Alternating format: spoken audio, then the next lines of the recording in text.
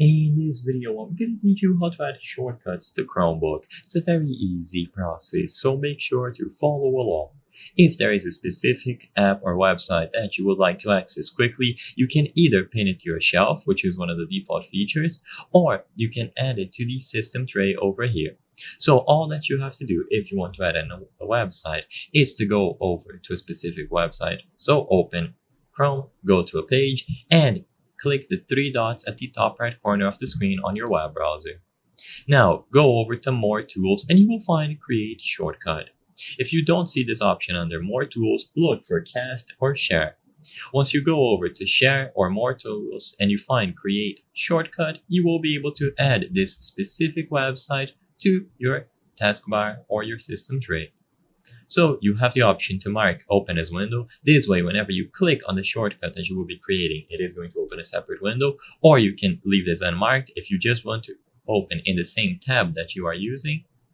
And then you can choose the option to create. Now the shortcut is going to appear over here on the system menu.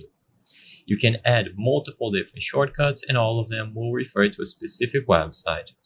Now, if you would like to add shortcuts to the shelf, all that you have to do is right-click any of these. And when you right-click, one of the options is going to be Pin to Shelf. So it's as simple as right-clicking any of the applications that you see and then choosing the option. But if you want to add a specific shortcut here, then you have to do it through the Chrome web browser. Once again, you go to a specific page, such as facebook.com, click on the three dots, More Tools, Create Shortcut, and you will be able to confirm the URL. So this can be anything like facebook.com, twitter.com, x.com, instagram.com, and then you choose the option to add the shortcut. The option to open as a new window if you would like to open it alongside something else that you are using, and it is going to appear here. I hope I was able to help you on how to add shortcuts to Chromebook. If this video helped you, please be sure to leave a like and subscribe for more very easy tips. Thank you for watching.